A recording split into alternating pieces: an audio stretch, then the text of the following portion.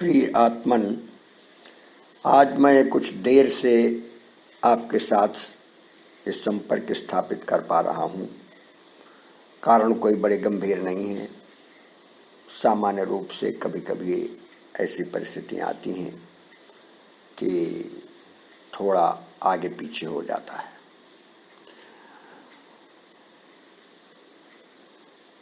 प्रातःकाल समय से उठा, वर्षा ऋतु इस समय कुछ अपना स्वरूप दिखा रही है। कल से कुछ थोड़ी बूंदाबांदी हुई, रात में अधिक पानी, अधिक माने ठीक ठाक वर्षा अभी भी बरस रहा है।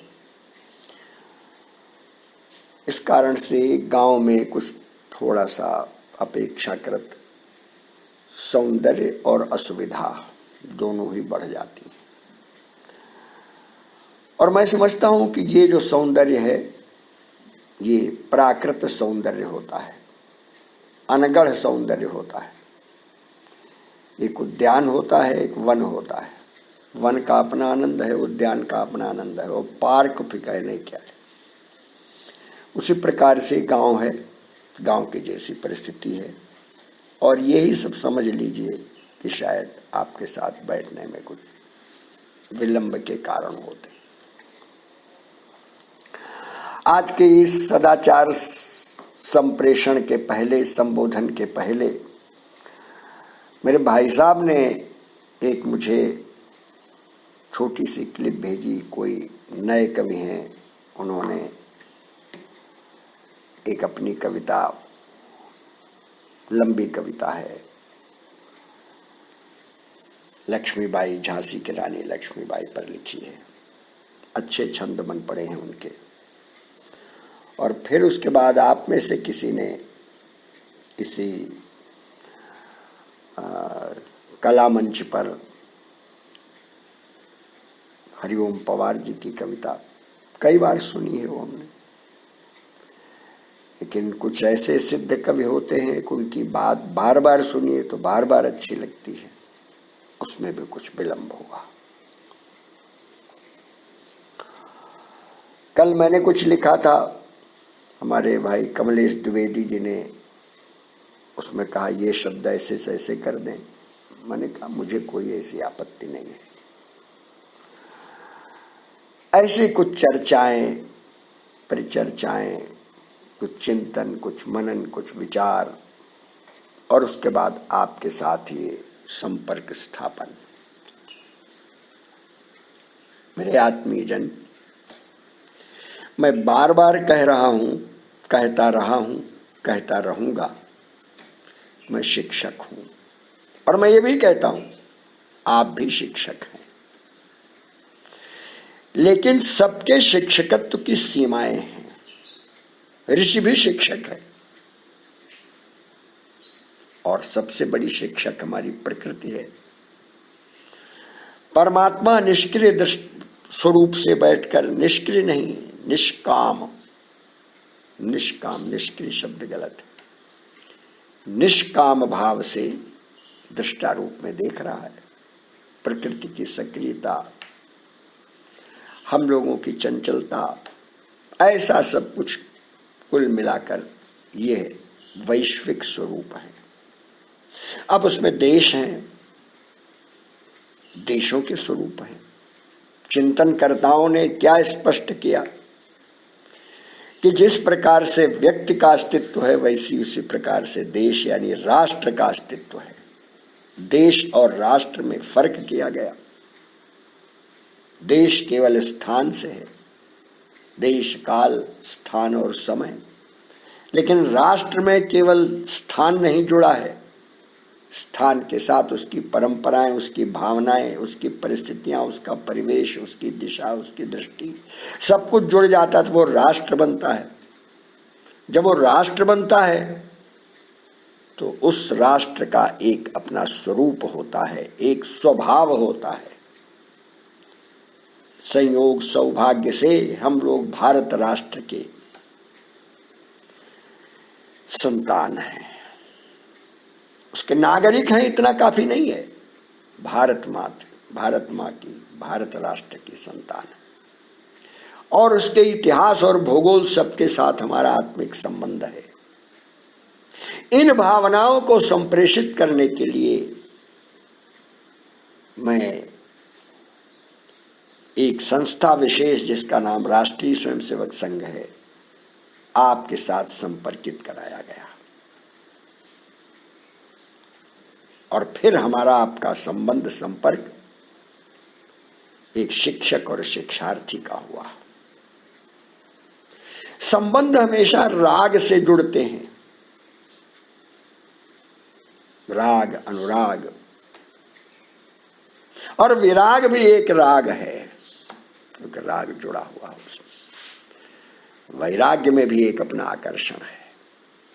इन्हीं सारे रागों से घूमता फिरता, इन्हीं सरणियों से आपसे मेरा संपर्क जुड़ा और हम और आप मिलकर एक परिवार हो गए।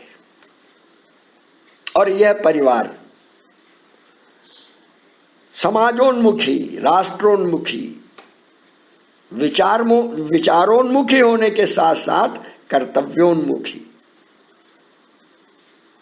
ऐसा बनाने की एक परिकल्पना की गई। सारी कल्पनाएं मूर्त रूप नहीं लेती, लेकिन कल्पनाओं का एक अपना आनंद होता है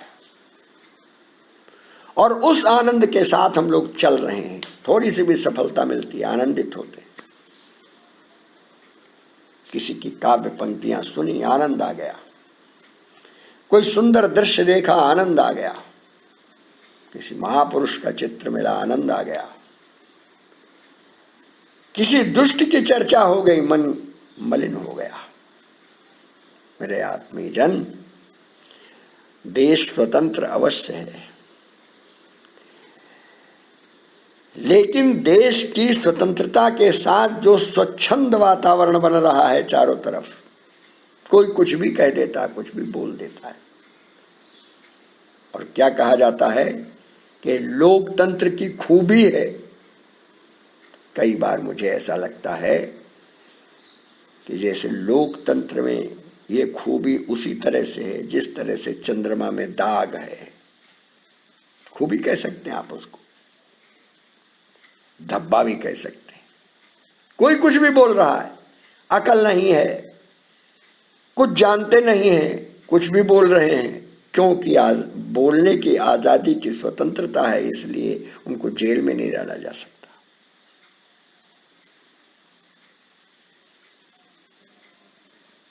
ऐसी बहुत सारी घटनाएं हो रही हैं, उनका विवरण देने की आवश्यकता नहीं है।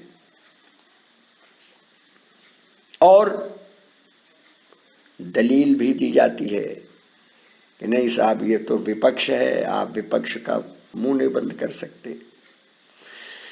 ऐसी ही परिस्थितियों में बीच में ये प्राकृतिक प्रकोप हुआ, जिसको लोग कहते हैं नहीं, प्रकृति और कृत्रिमता के साथ का मिला जुला ये स्वरूप है। ऐसा जब प्राकृतिक और कृत्रिमता का मिलन होता है, तब फिर वो शराब बन जाती है। शराब एक सहज रूप से होता है। आप देखें, ताड़ देखते, ताड़ के का रस निकलता है, उसको लोग लगा देते हैं और उसका गुड़ भी बनाते हैं। तो ताज़ा निकाल कर पी लीजिए, स्वास्थ्यवर्धक भी होता है, लेकिन नशा नहीं होता। नशा तो सामान्य अन्न में भी होता है, उतना ही नशा। फिर उसको जैसे ही वो विकृत करते हैं, वैसे वो ताड़ी शराब हो जाती है।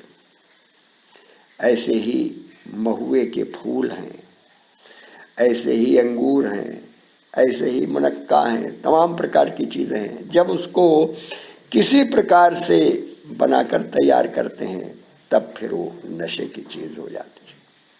तमाम अल्कोहल औषधियों में भी पड़ता है। वो प्राणदायक है और ये प्राणघातक है। इसलिए मेरे प्यारे आत्मी जन, जिस प्रकृति के साथ मनुष्य की विकृति जुड़ जाती है, वो बड़ा हानिकारक हो जाता है। और मनुष्य में विकृति और संस्कृति ये दोनों हैं, और हम मनुष्य हैं। तो हम जब आपके साथ जुड़े, हमारे मन की दिशा दृष्टि यही थी, आज भी है, कि हमारा ये जो परिवार बनकर तैयार हो वो विकृति से मुक्त हो, कम से कम विकृति कम से कम हो, और उसमें संस्कृति अधिक हो और समाजोन्मुखी हो। जहाँ हैं, जिस स्थान पर हैं, आप डॉक्टर हैं तो डॉक्टर का भी कोई पेशा सामान्य नहीं है, लेकिन डॉक्टर लूटने लगे, डॉक्टर चूसने लगे। मुझे घटना याद है, शायद कभी सुनाया हो इस पर। मैं संघ का प्रचारक था, तो एक परिवार में बैठा था, ऐसी होती है जो लोग संघ से परिचित हो जानते। उसी परिवार में एक किराए का कमरा लेकर डॉक्टर साहब रहते थे। अब तथाकथित हो, डिग्री हो, मैं नहीं जानता। तो एक माँ और दो बेटे लड़कर आए, घायल थे दोनों, और माँ बेचारी, डॉक्टर साहब इनका इलाज कर दीजिए। पहले तो डॉक्टर साहब ने बड़ा भयभीत किया, ओ पुलिस केस है, वैसा है वैसा है। उसके बाद फिर खैर उन्होंने उनकी मरहम पट्टी की और फिर उससे पैसा मांगने। वो रो रही थी और वो कह रही थी कि डॉक्टर साहब मेरे पास इससे ज़्यादा पैसा नहीं है, आप माफ़ कर दीजिए, मैं फिर कभी ला कर। डॉक्टर साहब बड़े बैठे थे।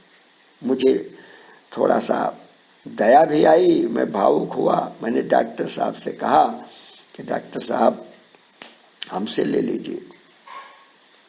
उन्होंने हमको चुप किया। बाद में हमको समझाने लगे, अरे ये बड़े घाघ होते हैं, इनके पास बड़ा पैसा रहता है।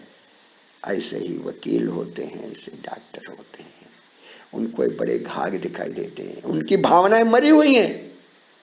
वो व्यापारी हैं, और व्यापारी भी विकृत व्यापारी हैं। व्यापारी तो भामाशाह भी था। इसलिए मेरे प्यारे आत्मीय जन, इस विकृति से कैसे बचें, उस समय भी मेरे मन में चिंता रहती थी, आज भी मेरे मन में चिंता है। और उसके बाद समाज में समस्याएं कम नहीं है। आप घूम कर देखेंगे भारतवर्ष को तो आप देखेंगे अभी भी भूखमरी है, अभी भी शिक्षा है, अभी भी अज्ञान है, अभी भी बेचारगी है, अभी भी मजबूरियां हैं।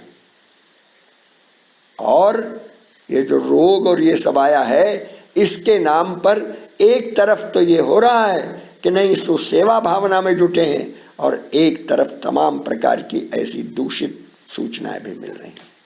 इसलिए मेरे प्यारे आदमी जन, आप जहां हैं दीपक की तरह से जलिए। दीपक में प्राण का तेल है, जब तक है प्रकाश करेंगे, और उस प्रकाश से उन लोगों को जो कहीं भटक न जाए उनको दिशा दिखाएंगे। और इस दीपक में केवल चुपचाप जलने की ही क्षमता नहीं है, उस दीपक के साथ वाणी भी जुड़ी हुई है, उस दीपक के साथ कर्म चैतन्य भी जुड़ा हुआ है। इसलिए कैसे व्यवहार करेंगे आप, अब ये हमसे ज्यादा जानने लगे हैं। इसलिए आप मुझे सहारा देते हुए, मेरे जो भाव आपके भीतर आते हैं, प्रेषित होते हैं, ये किसी दैवी प्रेरणा से प्रेषित होते हैं, और जब आपके पास जाते हैं उनको आप किस तरह से कार्य रूप में परिवर्तित करते हैं, परिणत करते हैं, उसकी सूचना अगर हमको भी देते रहेंगे तो हमको इस दैव वाणी के लिए और भी स्तर की, अच्छे स्तर की प्रेरणा मिलेगी। इतनी बात कहने की साथ आप देखते होंगे गले में कुछ अभी विकार है, ठीक हो जाएगा, लेकिन आप इसका लाभ उठाएं और इस सदाचार संप्रेषण का किस प्रकार से सदुपयोग कर सकते हैं। केवल सुनकर वाह वाह नहीं, एक होता है कविता सुनी तालियां बजाई चले गए, एक होता है वो कविता मेरे भीतर कहां तक घर कर गई। इसलिए मेरे आत्मी जन, उठो, जागो और लक्ष्य प्राप्ति तक रुको मत। ये लक्ष्य क्या है? भारतवर्ष को संपूर्ण शक्तियों के साथ संपूर्ण विश्व के मार्गदर्शन के लिए तैयार करना। इसके लिए संघर्ष बड़ा है, परिस्थितियां विषम हैं और परिश्रम कड़ा करना होगा। बहुत बहुत आशीष, धन्यवाद।